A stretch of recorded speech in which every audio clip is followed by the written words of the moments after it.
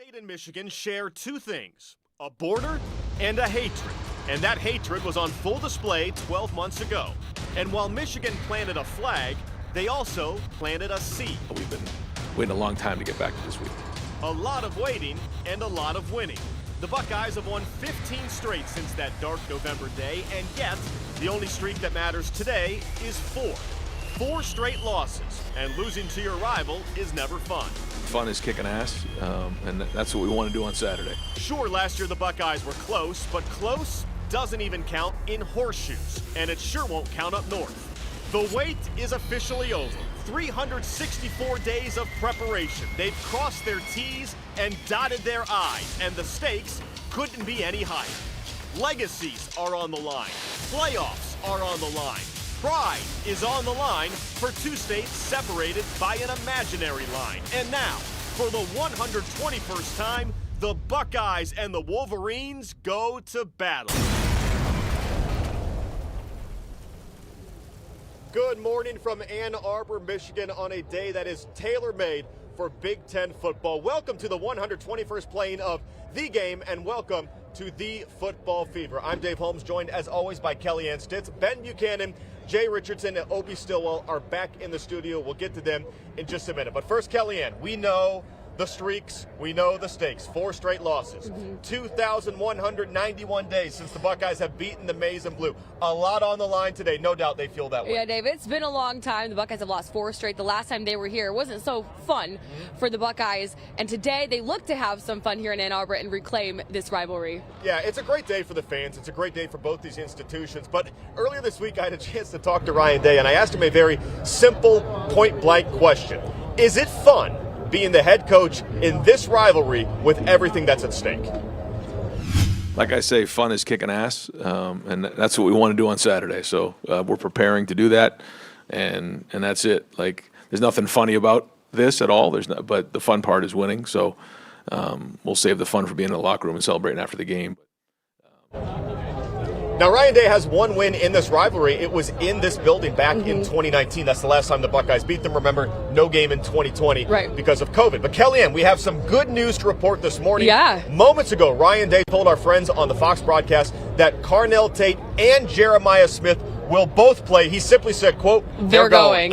And that's great news for everybody. Now, well, for Ohio State fans and Ohio State Buckeyes, right? So Carnell Tate has missed 3 straight games with an undisclosed injury. Jeremiah, he was questionable against UCLA, and then he missed last game against Rutgers. What was interesting is Ohio State started the day with them as questionable, and we have a questionable character behind us as well here right now. But they started them as questionable, and then they elevated that when they told Ryan Day himself, told Jenny Taft, quote, they're going today. So big news for the game today. Carnell and Jeremiah have combined for 17 touchdowns this season. But Dave, what I'll be interested in seeing is how effective they are today. Yeah, he didn't really say how much they would play. He indicated, it might not be full go. He said they wouldn't miss this game for the world. So we'll see, guys, how effective they are. We better send it back to the studio here shortly, guys, because we're getting shown the hospitality here up north. That's what you get. Love to see it. Great work, guys. All right, guys, your thoughts on the health of both Jeremiah Smith and Carnell Tate. It's what everybody wanted to know coming in today. Looks like they might have an opportunity to be out there. What are our thoughts with this? First things first, I think this entire offense looks different when Carnell Tate and Jeremiah Smith are fully healthy. I think everybody knows that. I think Ryan Day knows that, which is why he's been very, very cautious in revealing the health and revealing the intent of this offense, because you want to give that team up north everything they can handle with it when they game plan. However, guys, I'll be honest with you, I think Jeremiah Smith is going to be healthy, going to play. It's his birthday, if I'm not mistaken. It is. Very, very important day for that young man, and he wants to get some gold pants. Carnell Tate, I'm not sure, guys. We're going to see. Carnell Tate, I'm not sure. It's been pretty tight-lipped all the way around. What are your thoughts? Well, I think there's probably going to be a little decoy type action in that. I'm not sure how healthy they are. What I want to see, though, and if they are full go, and I hope that they are, is that Julian Sayin throws the 50-50 ball. I think I've not seen that all season. He's so efficient in passing. He does so well. But there comes a time between the relationship between the wide receiver and that quarterback, that quarterback has to trust that wide receiver to win the 50-50 ball. There's no better time than now, today, at Michigan, to build that trust so that they can because Jeremiah Smith, I believe, or Carnell Tate or whoever, They're going to have to win the 50-50 ball, and Julian Saint's going to have to give them an opportunity to do that. I hope that happens today. One of the most elite passers in America. We've seen him fit it into those tight windows, but the 50-50 ball, you're right. When you have two of the best wide receivers, even at 80%, 75%, still probably some of the top 5 receivers in America, guys. So we'll have a chance to see it today. As we take a live look over that Team Up North's campus this morning, things are chilly. It's below freezing as we count down to kickoff with some chance for snow come game time. Should be interesting. And that means the Buckeyes will have to shift strategies today. This weather means star quarterback Julian Saint might not be able to pass the ball as effectively as he has all season. That means the running backs certainly need to step up today. Guys, how confident are we in the Buckeye ground game? Obi, let's start with you here. You know what? I'm not that confident in it. I like the way that a lot of, everybody has been a part of this run game, but I am a firm believer that you have to get your running back, right, 20 to 30 carries in a game. I mean, a lot of the efficiency of the running back comes in that third and fourth quarter when they get the feel of the game. You look at Ezekiel Elliott. Most of his yards were gained in the end of the third, beginning of the fourth quarter, and they just beat him down. Eddie George, all the way back to Keith Byers, Archie Griffin, Raymond Harris, whoever you want to put in that, plug in there, it's that third and fourth quarter. It's that 25 to 30 plus carries. Yeah. We don't have a running back that we actually give time for them to get the rhythm of the game. That's the only thing that kind of concerns me a little bit about our run game. Can we do it? Yeah, I do think we're physical enough, but I think there's a rhythm that you have to allow that running back to have to really have the effectiveness, especially in a big game like this. Absolutely. Jay Rich, your thoughts with that? Don't get talked into a bar fight when you are in the ring team. And when I say that, I mean this is what happened last year with the Ohio State Buckeyes. They got caught up in the hype of the Michigan game. And I think Ryan Day got a little bit caught up in the idea that the tougher team's going to win, and I got to be tough, and I got to show Columbus, and I got to show all of Ohio that I'm a tough coach, and we're going to come out there, and we're going to run down their throat, and we're going to play physical football. And guess what happened? You got tricked. You got tricked into a bar fight with a team that's built for a bar fight. Ohio State Buckeyes are built to go into the ring and play professionally because they are a professional football team. So do what you do best. I understand that it might not be the best conditions to go out there and air the football out, but if you call a fast-paced airing out type of offense and you got the best quarterback in the country arguably in Julian Saint, and you got one of the best receivers in the history of the sport in college football in Jeremiah Smith, you throw the football to those guys. You get Max Clare going like he did last week. He had over 100 yards receiving. You do things that make your offense pop off the screen and get aggressive. You feel aggressive when you do things that you're good at. But it's finesse. Listen, if you're is finesse emasculating a little bit? It don't matter. It's not. Don't play into that, man. It don't matter. You do what you do best. Do not get caught up in the tough guy contest. Yes. That's what Michigan wants. Last year, Mason Graham and those big boys in the middle. Yep. What happened? They said, "Oh, Ohio State's trying to get tough with us." That's exactly what we were hoping for, and they won the football game. And the whole time I'm watching the TV going, spread these guys out. Good, Jay. They have horrible cornerbacks. Attack those guys. Attack those linebackers with those great tight ends that we have. What are you doing trying to be in a bar fight? You don't have to. So be smart, Ryan Day, and I think he's finally learned. The saying is be a Ferrari and not a dump truck, right? This team is a Ferrari, a bunch of wide receivers. Let the engines roar. I hope we air it out today. We'll have a chance to see. All right, coming up on the Football Fever, they put their pants on one leg at a time, just like everyone else. The difference is theirs are gold, the history behind the beloved Buckeye tradition when the Football Fever continues.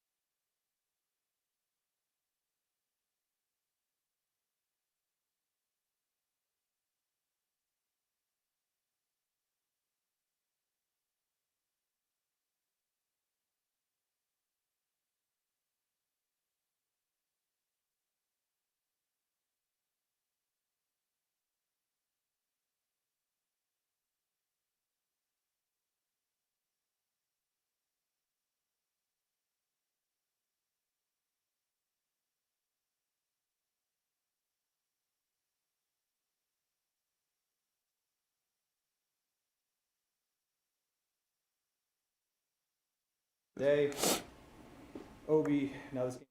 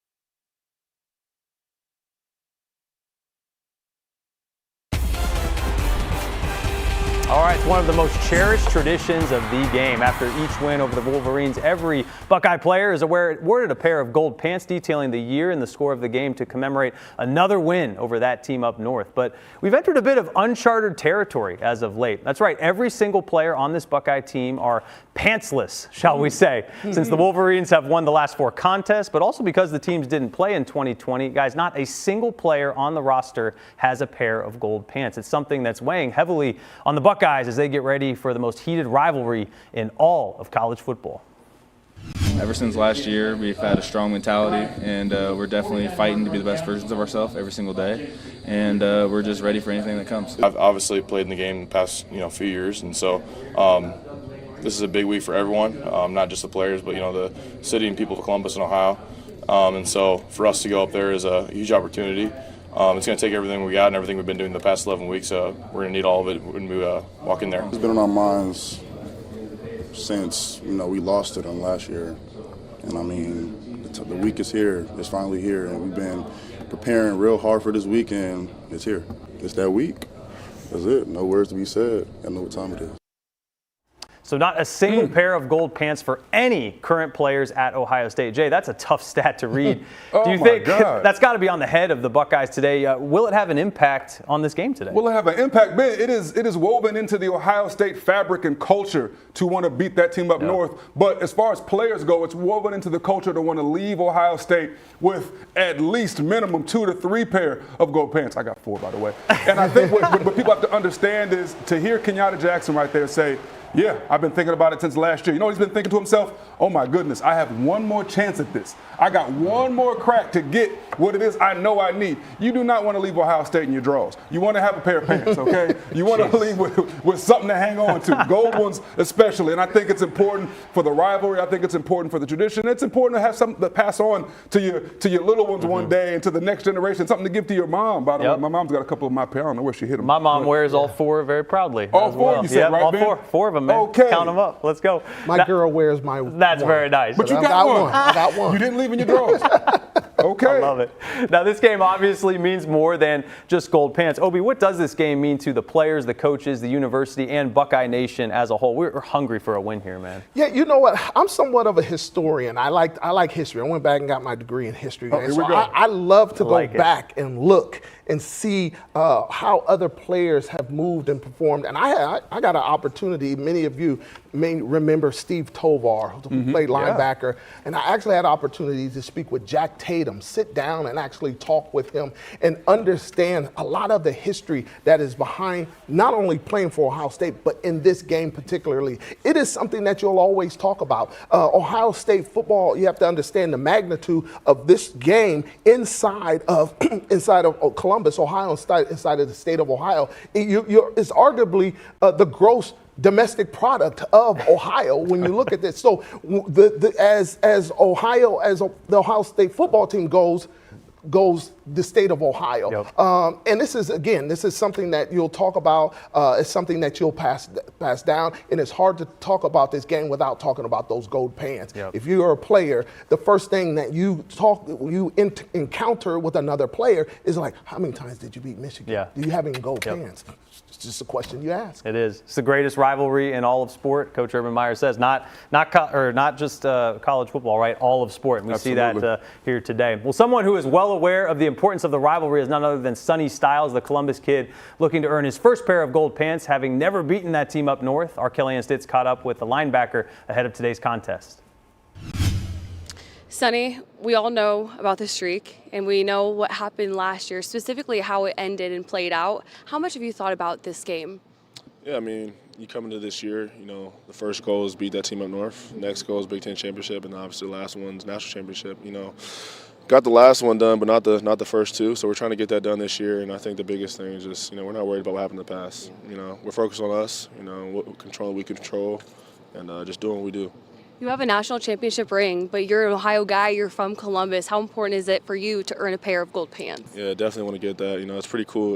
Laura and I just brought in 3 of his gold pants. One of his other ones were at home, just showing us that it's super special.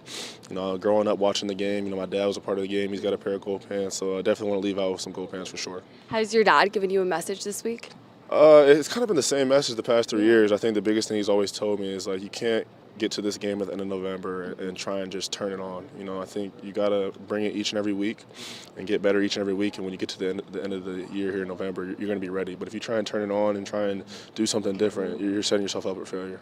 Speaking of that, Ryan Day has talked about how important it is to keep the routine, especially this week. We all know the weight of this game, but how helpful is that for you as a player? Yeah, it's awesome. I think especially for young guys who haven't been in the game, you know, not hyping it up, not getting too antsy, because I think when you do that, you get out of character and you start, you know, you're playing outside of yourself. And I think we play our best when we're doing what we do. We're focused on ourselves and we're in our routine. Looking at Michigan, they have a stable of running backs led by former Ohio State running back coach Tony Alford. What do you see out of their running backs, and how prepared are you guys to defend the run? Yeah, they're very talented. You know, I think all of their running backs have home run capability in terms of like their speed, breakaway speed, and they run physical, break tackles. So I mean, you got a gang tackle. It's 11-1. It's a bunch of guys running to the ball. What have you seen out of Bryce Underwood? Very athletic. You know, he's super talented. I mean, his arm talent's amazing. He makes some really good throws downfield. And you know, for him to be a freshman, he's playing very well. Julian Sainz getting prepared to play in his first rivalry game. What have you seen out of your quarterback this week? I mean, same thing as always: poise, confidence, consistency. You know, I'm super excited for him. Expect him to play really well. And Sonny, last one for me. You're an Ohio guy. You've played in this rivalry game. What was your message as a captain to the other teammates who maybe haven't, like Bo Jackson, C.J. Donaldson, those guys? Yeah, I think like Coach Jay was saying, you know, keeping our routine, and then you know, playing for the love of your brother, not for the hate of the other team. Because I think you play better when you're playing out of love. You know, that's the best fuel you can play with.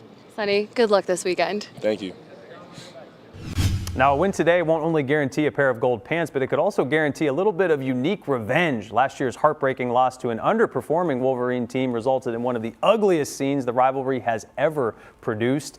During Carmen, Ohio, several Wolverines planted their flag at midfield of Ohio Stadium. The Buckeyes obviously took issue with this, and a massive brawl ensued. Eventually, police officers were forced to use pepper spray to separate the players and disperse the crowd. Our Dave Holmes and Kellyanne Stitts were both on the field during that incident. Guys, do you think we see a similar scene play out today at the Big House if the Buckeyes get the long-awaited and huge win?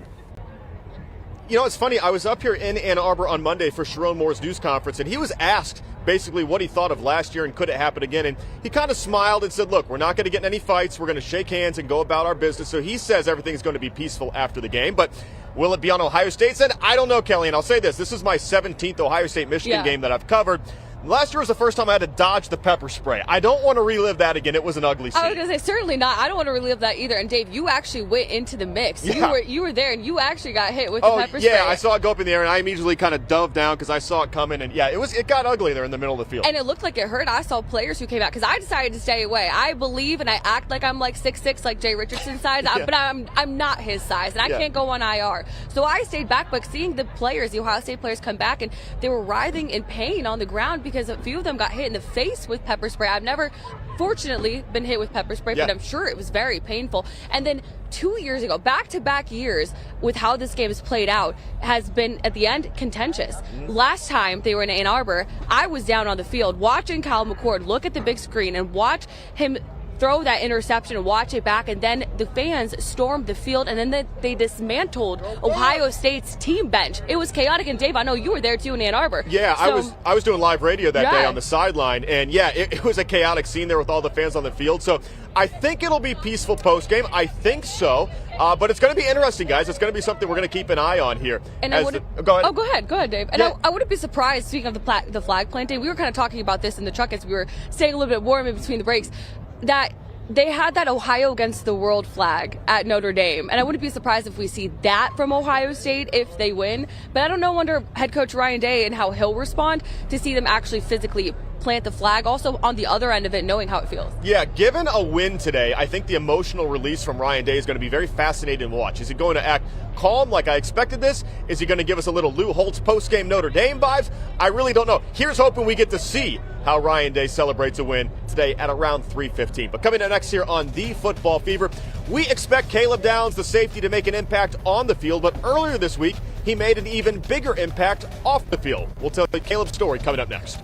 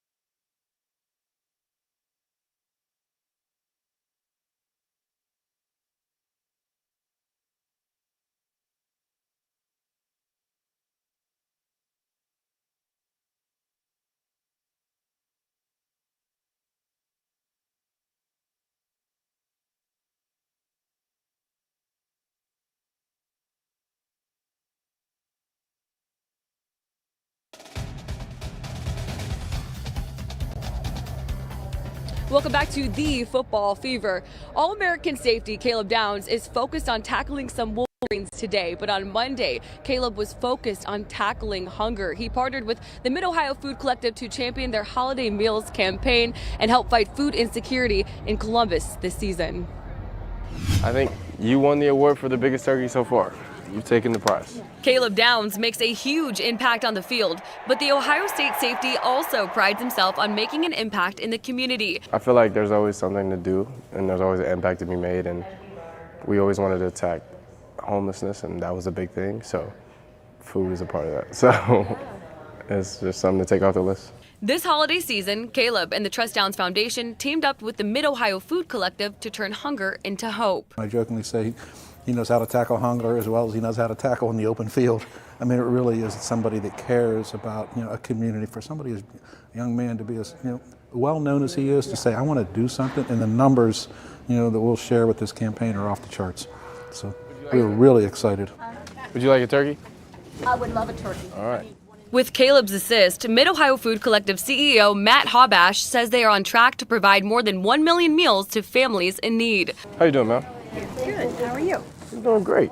Kids need food, people need access to food, and it couldn't happen at a better time. With all the challenges we've had with SNAP and shutdowns and all those kinds of issues, in addition to the normal increase in food requests we get during the holidays. So to have a campaign that's raised the awareness this much with so many people that have really taken the time to get involved with us and to send in contributions, it really is astounding. With the help of the Trust Downs Foundation, the Mid-Ohio Food Collective was able to hand out 95 turkeys and 400 hams. That looks big. A move that Caleb says is important to take a time out for, even on the Monday of rivalry week. With everything going on, at the end of the day, it's still a trying time. It's a holiday season. People need meals. People need to spend time with their families. And if you give them the meals, then they can spend time focused on their families, focus on their loved ones. And that's the most important thing, not focused on worried about buying food or anything like that. Now, Caleb was born in Georgia and he played high school football in Alabama, but he said earlier this week he grew up watching the Ohio State-Michigan rivalry games on TV as a kid. This will be his second time playing in the game, and Caleb told me that for over a week and a half, the first thing that everybody has brought up to him is about this game and beating the Wolverines, and Caleb and his team are focused on getting the job done today. And coming up, we will break down how Caleb and the rest of the defense are trying to make Michigan's freshman quarterback Bryce Underwood's day a long one in the Big House. That's next on the Football Fever.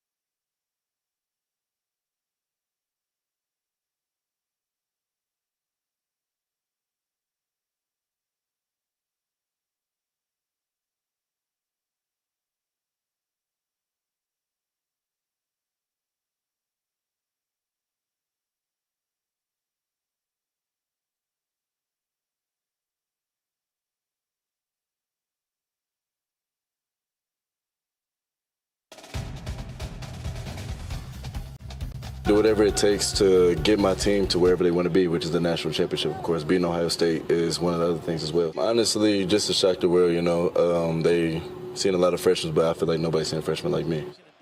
Some bold words from the Maize and Blues man under center at the beginning of this season. True freshman quarterback Bryce Underwood telling the college football world that no one has seen a freshman quite like him. Now, Bryce Underwood is absolutely right. We haven't seen a true freshman like him before, mainly because every other true freshman quarterback is playing better than him. That's right. Underwood has thrown for just over 2,100 yards and 9 touchdowns so far this season, but he's also tossed up 5 picks this year. Now, compare him to Cal's Jaron Keave Sangapotele. He's thrown for over 2,700 yards and 13 touchdowns. He's also thrown 9 interceptions on the season, but is also leading a resurgent Cal football team that is now bowl eligible.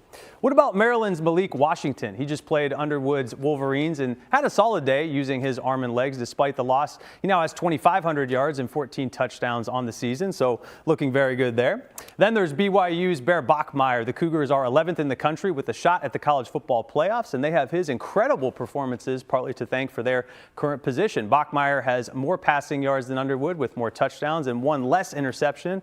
And for those who will say, well, Underwood runs the ball more, well, Bachmeier has over 200 yards more rushing than this freshman that we've never seen before.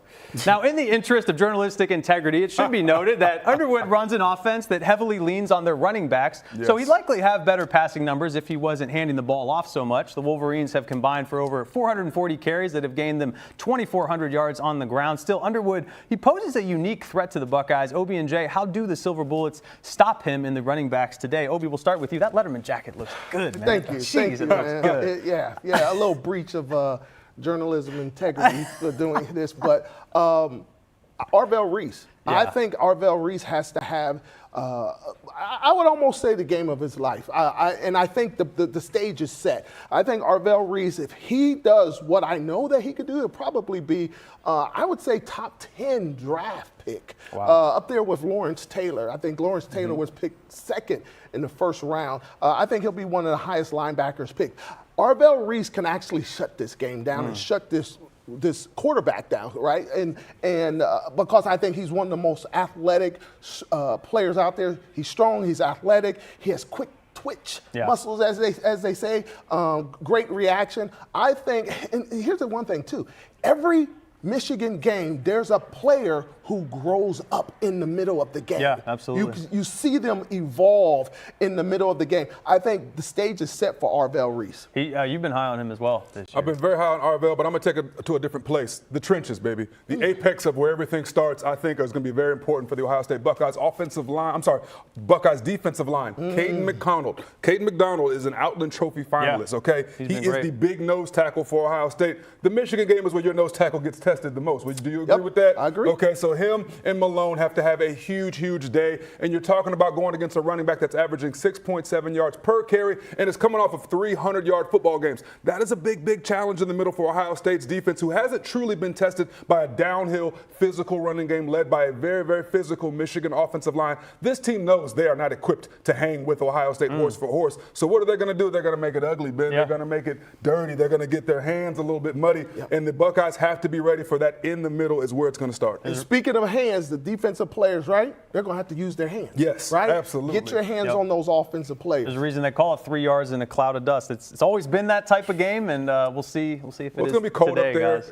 and they're going to need to be extremely physical. You're exactly right. Now, Matt Patricia and the Silver Bullets will certainly have their hands full with Underwood and the rest of the Wolverines today, but they'll be entering a hostile environment, not only because of the heated rivalry, but also because of the DC himself. He doesn't really have the best reputation in the state of Michigan, but he's done such a great job at Ohio State. I mean, they're that kind of defense. They're the #1 defense in the country for a reason, and I mean that's really just all to his credit. And his players buying into what he's trying to do down there. So yeah, we're just excited to step on that field on Saturday and really measure ourselves with him and his team. That's Michigan tight end Marlon Klein giving Patricia his roses, but also poking fun at Patricia's less than stellar job as the Detroit Lions head coach. For more on some of this bulletin board material, let's send things back out to Dave and Kellyanne. Hey, guys. Yeah, I mean, he was a good-natured rib there. It wasn't too much insult meant behind that, but still, there's a little jab there from Matt Patricia up here north of the border. But you know, it's funny, Kellyanne, hatred runs deep both ways in this rivalry. Yeah. Respect, but also hatred. And if you look at last year, I mean, the Michigan Wolverines had nothing to play for in this game outside of one thing, to ruin the season of their rivals. And they were able to do it down there in the shoe. This year, though, it's a different case. Michigan actually has something to play for on their end as well. Yeah, Michigan's looking, if they could upset Ohio State today, then they could easily earn a bid in the college football playoff. So that we have an extra group of motivated Wolverines today because they are actually playing for something. They're playing for their season. And for Ohio State, they're playing for a bid in the Big Ten championship. They're already going to be in the college football playoff, but they haven't played in the Big Ten championship in a while. Yeah. And of course, those gold pants. So Buckeyes playing for pride, Michigan looking to play to make the postseason. Yeah, I was up here on Monday, had a chance to talk to a couple of the players and Sharon Moore. Here's what the head coach of the Wolverines had to say about the stakes for his team today. That's something you talk about. It's something you guys know. They acknowledge. They understand the importance of this game. That it's different than last year. You know, you're playing for something big, and that's what you want. We always talked about they remember November, and to be able to play for that, play for a spot possibly in the playoff, and even in the Big Ten championship, like all those things are at hands, and I think our kids deserve to know that they're in that position, and you know, we'll talk about it, but at the end of the day, we still got to go prepare. Ohio State comes into this game number 1 in the playoff rankings, 11-0. Michigan at 15th. Michigan at 9-2. I've got to think, Kellyanne, that a 10-2 Michigan team with their last resume bullet point, a win over number 1, I think they would get in with a win today. You would think, Dave, right? And of course, as Sharon Moore talked about, his guys are well aware of that as well. Yeah, so they have a lot to play for on both sides. It's going to be great. The stakes are high. And you know what? The stakes were actually high earlier this week as well between Ohio State and Michigan, something that both schools could actually come together and do some good. We'll have more on that coming up when the Fever rolls off.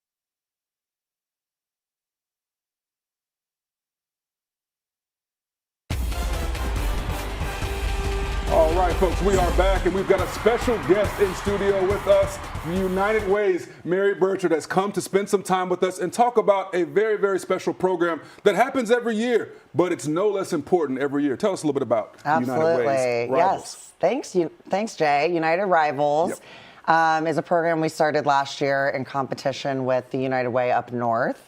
This year, our goal or our theme is 2 teams, 1 goal. Yeah. It's all about harnessing the passion from both sides of this rivalry here within our Central Ohio community. We know the passion runs deep. Oh, it's crazy. With both sides of this fan base, and that the fan bases are equally passionate about showing up to take care of the community and feed kids. So we're trying to raise funds to feed more kids here in Central Ohio through United Rivals at unitedrivals.org. And every gift makes a big difference. And you can vote for either Team Ohio or Team Michigan when you go to unitedrivals.org, and we're going to see which fan base comes out on top this year. Oh, come on now. Do we really need to measure that? We know who's going to be the best fan base. But tell me this, how can people get involved? Because you guys do such great work, and I know, we've discussed this in previous years, how important this work is and how much of a difference it makes in some of these families' lives, but specifically the kids. If I want to get involved and I want to help make sure that some of these kids get fed and some of these families have a warm holidays, what can I do? Yes, absolutely. So unfortunately, 1 in 5 children in Franklin County are at risk of going hungry, which is about 55,000 kids, or enough to fill half of Ohio Stadium. Goodness. So this campaign is really all about feeding more kids, making sure kids have access to nutritious meals and snacks. And folks can get engaged by going to unitedrivals.org. Okay. Gifts of any size make a big difference in helping us feed more kids. But gifts of $50 or more, $50 is enough to give 10 kids a hot meal at an after-school program. Wow. And it also gets you a free special United Rivals t-shirt. Hold up. In your choice of Ohio State gray or Michigan blue. Boo. But yes, this one's for you today, Jay. Oh, thank you so much. I get one. We hope folks will go to unitedrivals.org and make a gift to support this effort. You guys got an extra medium for me like I like? Of course. So listen, I want to thank you so much for being here. This is something that's going to make a difference, and it makes a difference every year.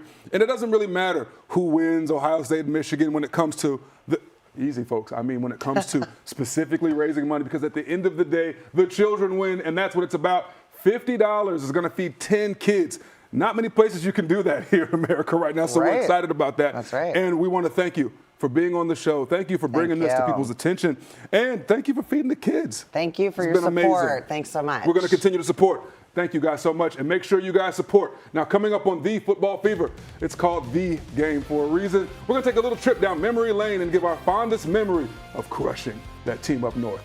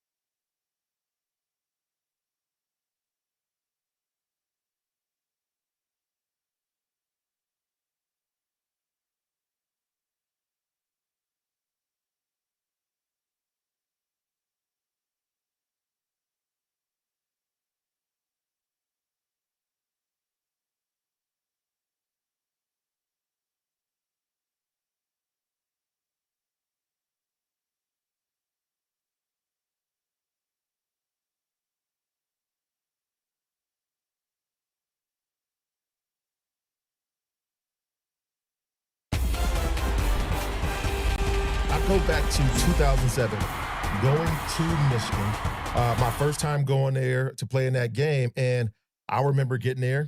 We get there a little bit early. You know, you take a couple of buses over. First bus goes over, second bus goes over. And I was on the first bus. Got there, the lights didn't work, right? So this is like the mind games that they're playing up there. The lights wasn't working in the locker room, so we had to call the staff from the University of Michigan Stadium. Then the toilets are overflooding. So you talk about, you know, urine and feces in a toilet and that smell just permeating. So they're not flushing. And then you go back, we don't have the proper towels where guys is trying to get ready. So it was just so many different things that you remember. The big house or the Red Roof Inn. Exactly. The towels are scratchy. The towels were scratchy there. So everything to make you uncomfortable, I felt like they tried to do in that football game. The year 41-42 when they went for the two-point conversion. And Tyvis got the interception. Tyvis, clearly we was roommates in college. Yeah. But it was also a little scrap, you know, on the kickoff with Dontre Wilson and the team. And I remember going out there and like, the guy, listen, my teammates knew me.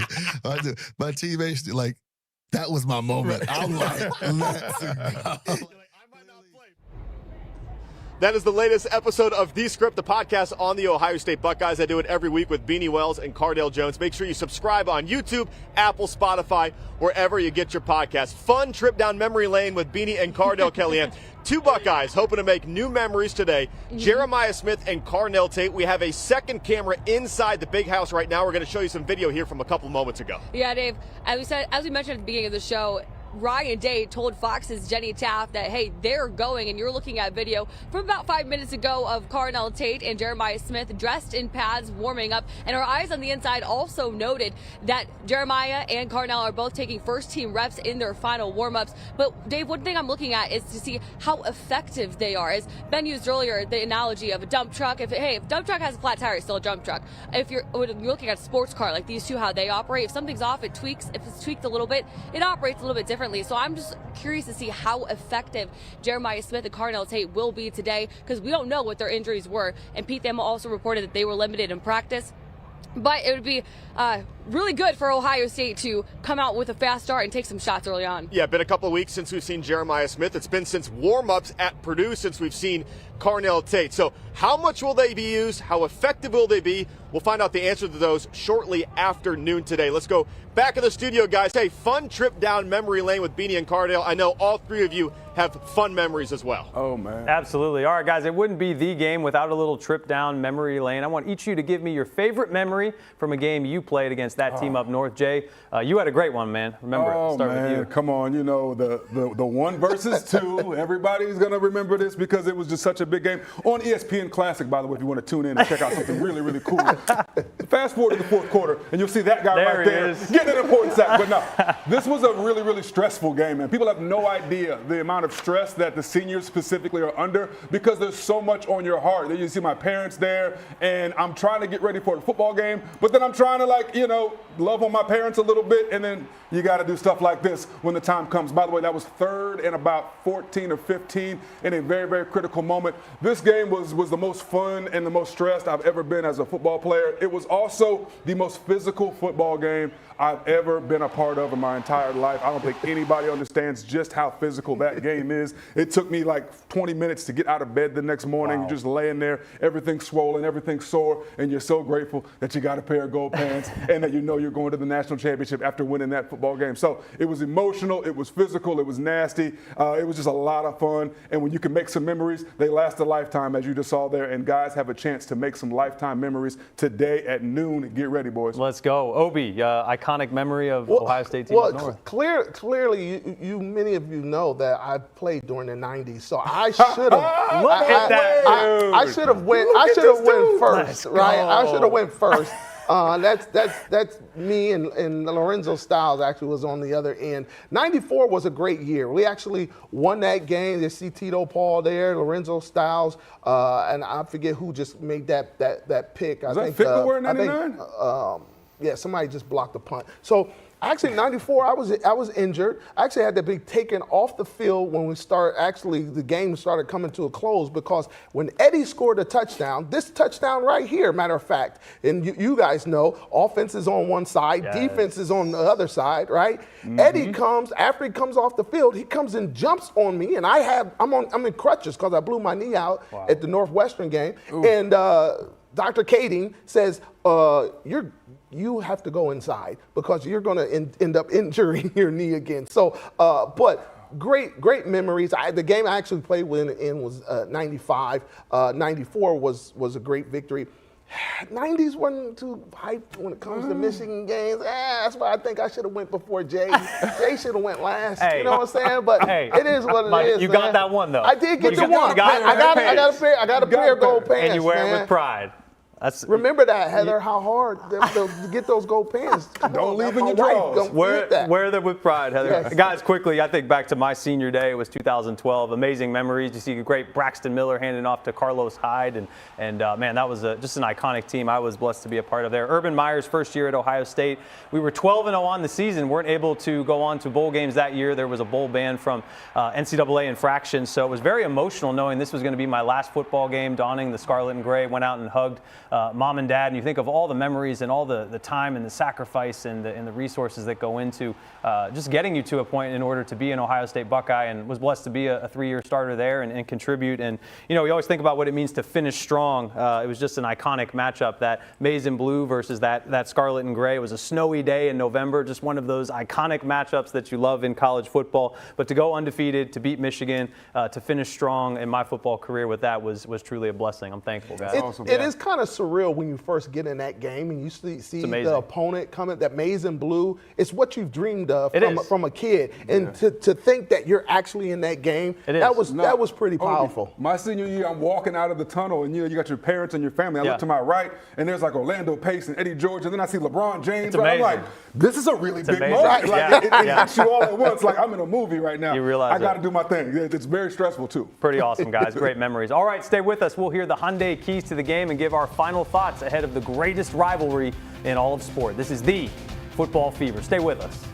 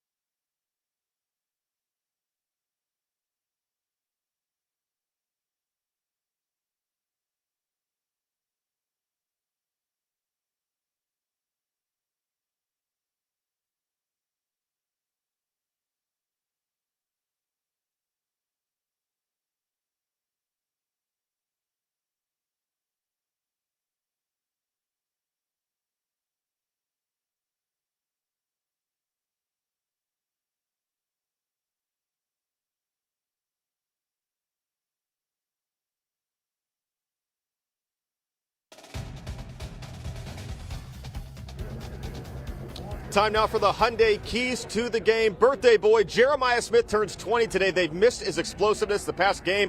They need him back today, need him to play well in this one. Bryce Gold, let's see what Matt Patricia, defensive coordinator, cooks up for the true freshman quarterback. He has struggled to throw the ball at times. The Buckeyes need to make his day miserable. And speaking of day, Seize the day. I think something flipped last year in Ryan Day. Since that loss to Michigan, 15 straight wins. Kellyanne, I don't think he needs this for his job anymore, but for his legacy, he's got to find a way to beat these guys eventually. It needs to happen today. Ryan Day is 1-4 against Michigan. Of course, we all know that they dropped the last 4 games. When it comes to his legacy, I think he is looking to lead the Buckeyes to victory today and reclaim this rivalry and diminish that scarlet mark on his resume. All right, guys, we got to start the long walk into Michigan Stadium and get a bird's eye view here. Buckeyes and the Wolverines kicking it off shortly after noon over on Fox 28.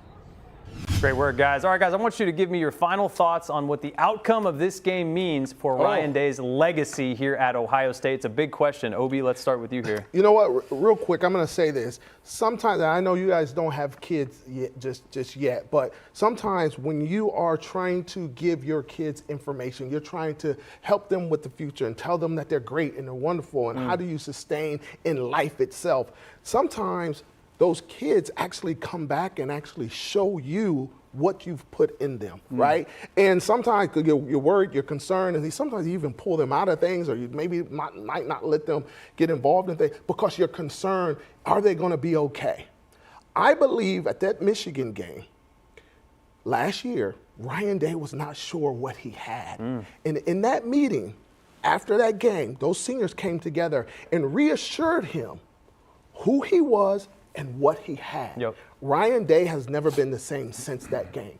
I believe that attitude and understanding of who he is, not who he needs to be, what does he have to get, what does he still have to acquire? No, who you are is enough. No doubt. Right? And I think that attitude is what's going to allow Ohio State to win. I have them picked 21-13. I believe the Buckeyes win. I like that. 15 straight and a national championship. I would say his best is more than enough and just needs to put it on the field. Yeah. Today, Fellas, I think Ryan Day, deep down, feels so much different than he did last season. When you become a champion, it changes how others look at you, and it changes how you look at yourself.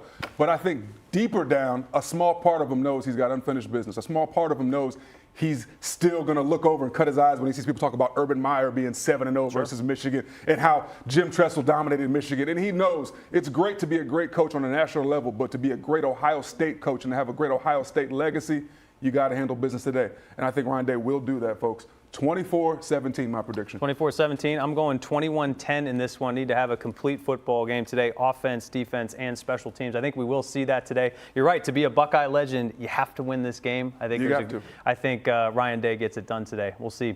All right, that'll do it for us here on The Football Fever. The Buckeyes and that team up north kick off in just a few minutes over on Fox. Join us immediately after the game to hear from the players and coaches and Ryan Day. Then make sure to tune in to our traditional post-game show tonight at 11. We'll see you then. Go Bucks! Go Bucks! Go Bucks!